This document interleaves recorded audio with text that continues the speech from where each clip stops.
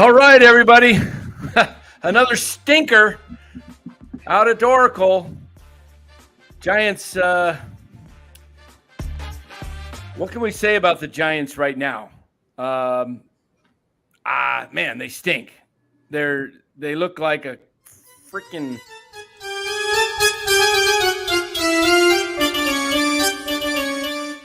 It is a clown show. bats have gone completely silent. This is the last team in the National League. Yeah, they The had Colorado lost Rockies are the last team in the National League. Yeah, they lost 11 straight on the road. Giants get one big hit, Crawford's 2-run homer. Stripling gives up another home run in the first inning. Had a rough first inning, settled down.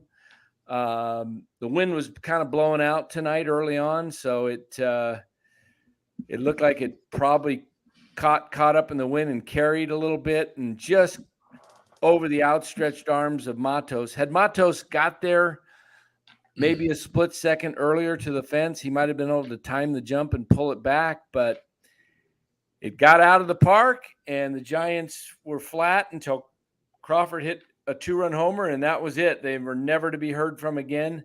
Made a little bit of a whimper in the was it the bottom of the sixth? They had 2 men on, nobody out. Wade tried to bunt, couldn't get a very good bunt down, almost got doubled up at first. To first and third, and then who hit that fly ball to center field? I'm trying to remember. It was a very shallow fly ball to center.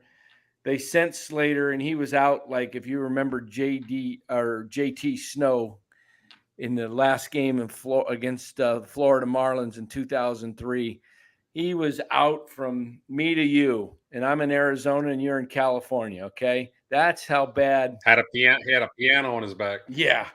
So that was just a pretty ugly game tonight all the way around. No hitting. People coming off the bench couldn't hit. Flores has got a couple of hits. He's been, hitting of late. Who was that hit that fly ball with was it J.D. Davis? I think it was. Yeah, it was J.D. Davis. J.D. Davis has been cold. I'll just say this, guys. We said earlier on this is a 500 team. We saw a hot streak. We saw some guys coming together. This is looking more like a 80 to 86 win team right now. Isn't that what you said from the beginning? I said it in the beginning, and I got a little bit. That 10-game winning streak is what did it. Yeah, is a little bit of fool's gold in there. Yeah. 2 games under 500 without it. Teams get hot. Every team has a winning streak. Even the A's had a 6-7 game winning streak, right? I think the Giants, and I'm okay with that. Just don't trade the young guys, a bunch of people to try and get this. In fact, we're going to go till 10 o'clock tonight, okay, guys? It's going to be a quick show. We're going to go till 10. I'm going to run over to Larry's channel with Ned Coletti, and then we'll bounce back here if you guys want to come back at about 11.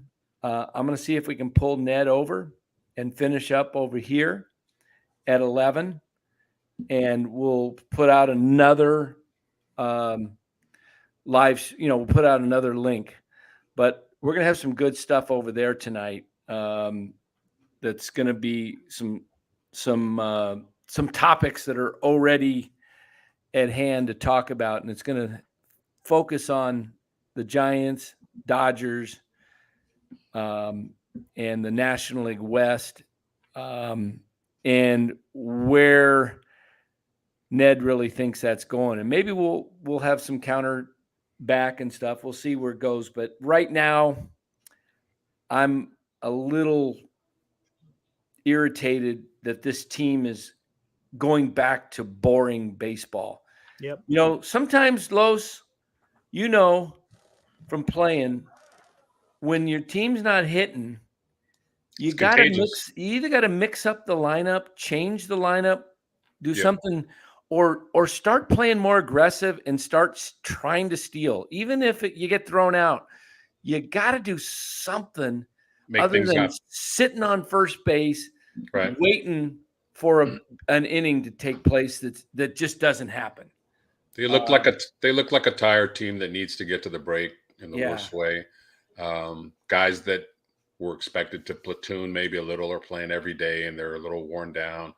I don't know. It just, but you're right. I mean, that's on the manager. If things are not happening station to station, then make things happen. Hit and runs are not necessarily trying to steal the base. It's trying to get guys out of position and hitting behind them, making something happen. And just to expect the 3-run homer and the grand slam to happen is just not smart. Yeah. So What do you think, Eric? What do you think the Giants could do at this point to I mean, it's been since really, I don't even remember who they were playing before Toronto.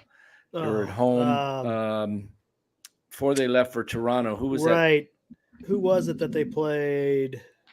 It's crazy how you forget I know. schedule. Let me see if I can pull that They up. lost that series, though. I know that. Did they lose that series when they went into Didn't Toronto? they? I thought they won it. Let me Maybe see. they did. Maybe they did.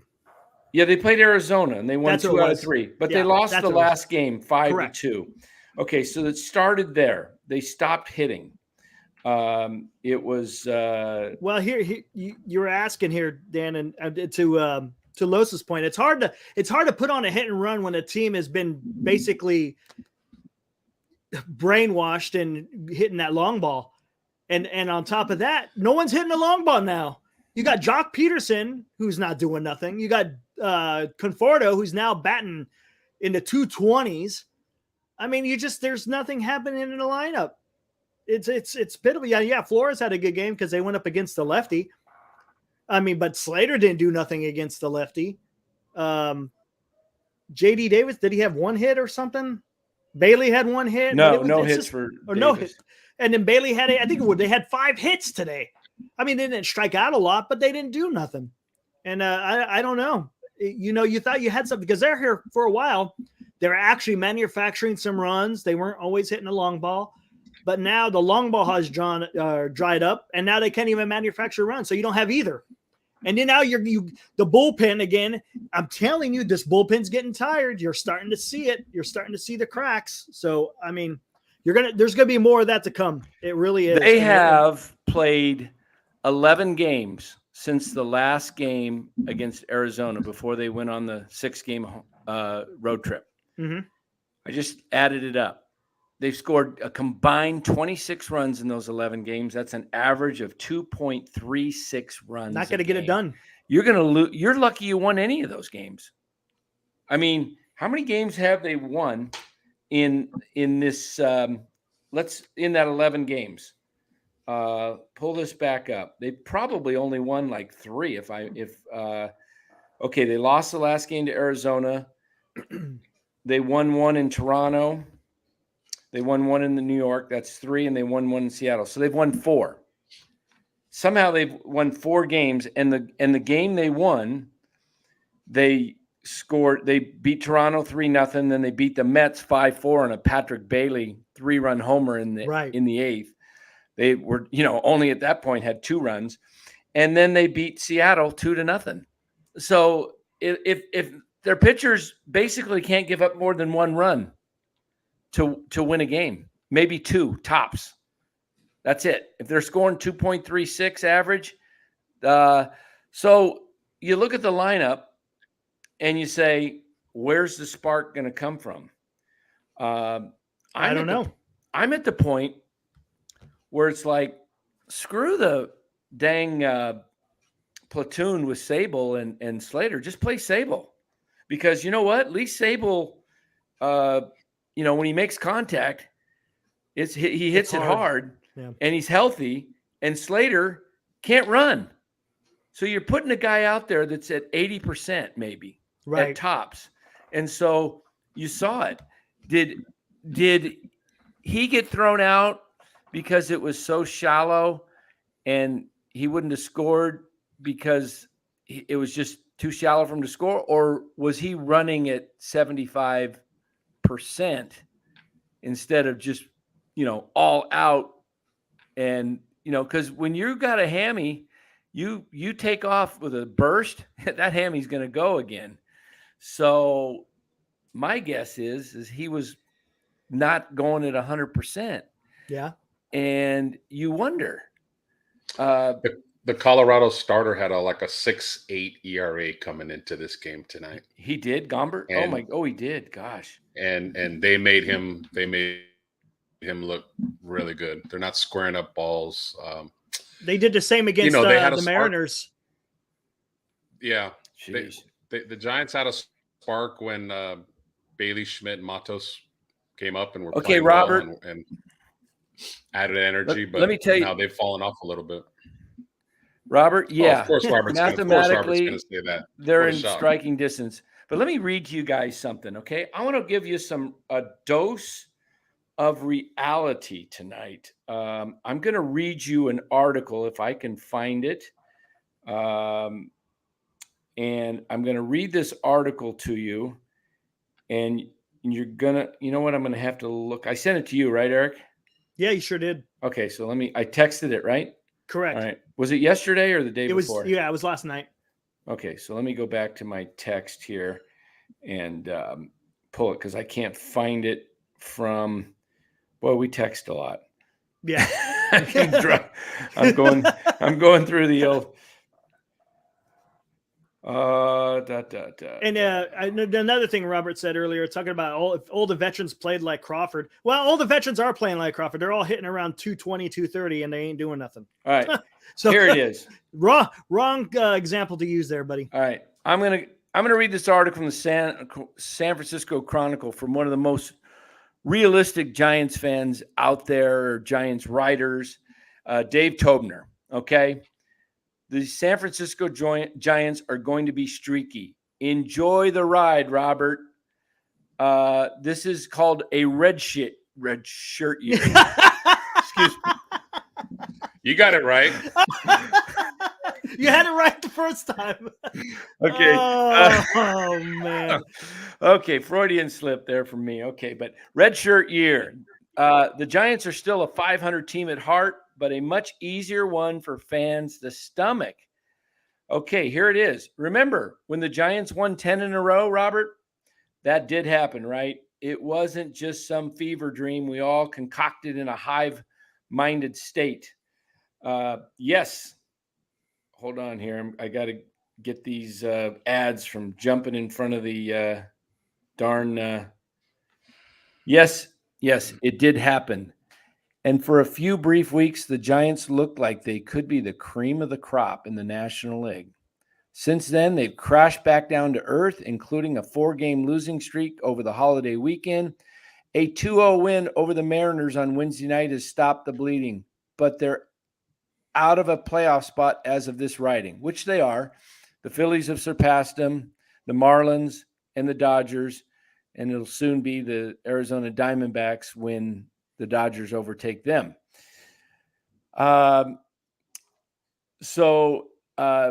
But they're out of a playoff spot as this writing. Add in Anthony DeScalfani's comments about running on fumes, and it seems like the Giants have hit the wall just before the All-Star break. It's easy to panic about this recent stretch since the roster's deficiencies are starting to show themselves and cracks are beginning to form. A wildly inconsistent offense has been the Giants' undoing lately, with the team struggling to score runs. Outside of Logan Webb, who twirled another gem Wednesday night, the rotation lacks consistency, and the team has had to lean on the bullpen far too often.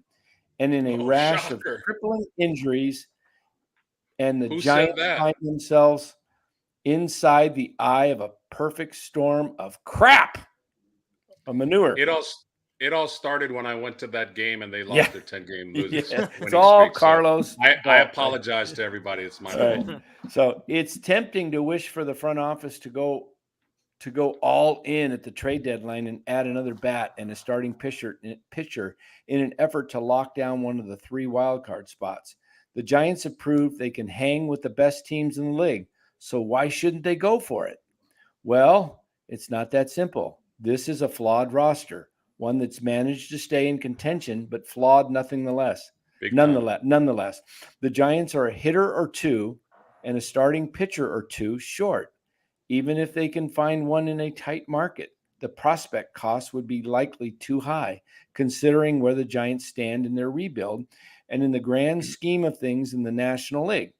When the season started, they looked like a 500 team or slightly better, one that would compete for the last wild card if, and this is what I said in the beginning of the season, and Eric, we both talked, if everything broke their way health-wise. I have an idea. I have an idea about what Ned's going to say. He's going to say something along the lines of, the Dodgers have underachieved, and they got Urias just coming back and Kershaw hurt, and they're both going to be back soon. And they're getting Giants Ohtani. have overachieved, and they're about the same record. So when they start actually playing to each other's potential, Dodgers up, right, Giants down. He's going to say something along those lines. Probably, yeah. So and that's real. That's real. Yeah. Let me finish the rest of this article because I think you guys really in the audience, especially guys like Robert, really need to get this because it's this guy Dave Tobner is giving you truth serum, okay? Real reality that most of the Bay Area writers won't tell you. Where was I? Best team in the league. So why shouldn't they go for it? Well, it's not that simple. This is a flawed roster, one that's managed to stay in contention, but flawed nonetheless. Okay, the Giants are a hitter or two away. When the season started, they looked like a 500 team or slightly better, one that would compete for the last wild card if everything broke their way health-wise. It's almost the halfway point of the season, and that's exactly the kind of team the Giants look like. They'll have scorching hot streaks and freezing cold streaks. They'll climb far above 500, and then the universe will course correct them back to the mean. That's what teams built like the Giants do. And you know what? That's okay. Really. It's much easier to stomach an inconsistent up and down season when there's a semblance of a long-term plan in place. The Giants, this thing jumped on me, darn it. Where'd it go? I hate that. Let me move. Where did it go? Okay, here we go. The Giants, for all their flaws, seem to be an organization that knows what it is and where it's going. They've committed to their young players and seem to be sticking with them through their salad days. They have the look of a team that's a few pieces away from being a true contender, and for the first time in a long time, fans have legitimate hope that those pieces might come from the Giants system. It can be frustrating to watch because they look like world beaters at times this year, but Giants fans know deep down this team as currently constructed isn't a true contender. These Giants are capable of getting incredibly hot for a stretch, and if they manage to sneak into the last wild card and go on one of those streaks in October, there's no telling what might happen. But those odds are slim. No, this is an inconsistent, imperfect team, one whose shortcomings tend to bite it in the most inopportune times, but it's also an entertaining team, and that can make all the difference. Last year's Giants were 500 and definitely boring, with no real sense of direction and seemingly lack a long-term plan. This team could finish 500, and the vibe would be a complete 180. Future lineup cornerstones are in place. The system is flush with guys having breakout years, and it feels like long-term contending is within reach. That's why the highs and lows of this season are much, much more palatable. The recent stretch of games would have sent anyone over the edge last year. Remember how last year we would just be like, oh, gosh, boring. But, you think, hey, we got these young guys. So if the Giants end up contending this year, it's a bonus. The real prize is next year and the year after that and after that. What other prospects will make an impact? Will the Giants package a bunch of them and make their own Mookie Betts trade? Is a sustained run of success staring us in the face? The answer to the last question is much clearer than it was 12 months ago. Try not to let this recent slide get you down, and don't get too high when the Giants inevitably go on another long winning streak, Robert. This is a red shirt year, and once you embrace that way of thinking, things get a lot easier. Well said, Dave Tobin. Yep. Yeah, that was fantastic. Yeah. And I told you, Dan, got to get that guy on here. Yeah, we'll reach out to Dave and see if we can get him on because the Mets are coming, guys. they're a more talented team than the Giants. Oh yeah, the Mets definitely. And guess what? We could thank the Giants for that one. Yeah, they got a fire in them now. Wow, that catcher Alvarez. Yeah. Let's see. The Mets won tonight, beating the Padres in the 10th. They scored 4 runs in the top of the 10th, lead 7-3. So Mets are cooking. Probably wouldn't surprise me if by the end of July the Mets surpass the Giants, because the Giants are going to go on this tough road swing. Mets are hot. Phillies are hot. Yep. Cincinnati lost today, but they're still hot. Yep. Arizona, I think, did they win today? I know they were winning. They were up like 6-2 or something like that. Yeah. Wow. Yeah.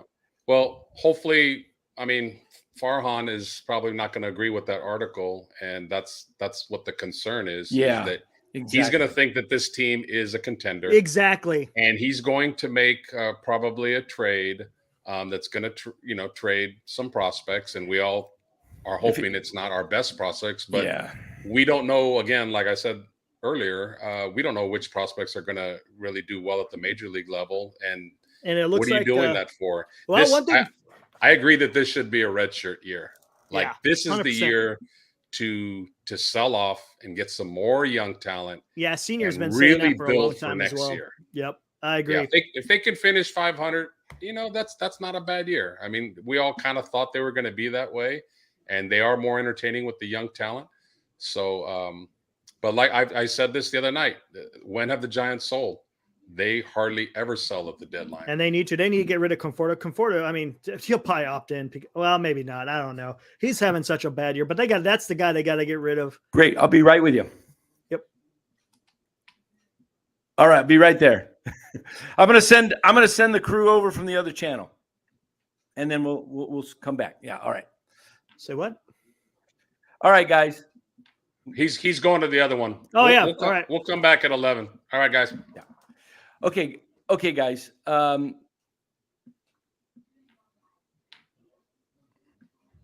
right, guys. I'm gonna.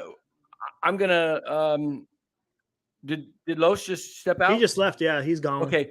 Hey, everybody.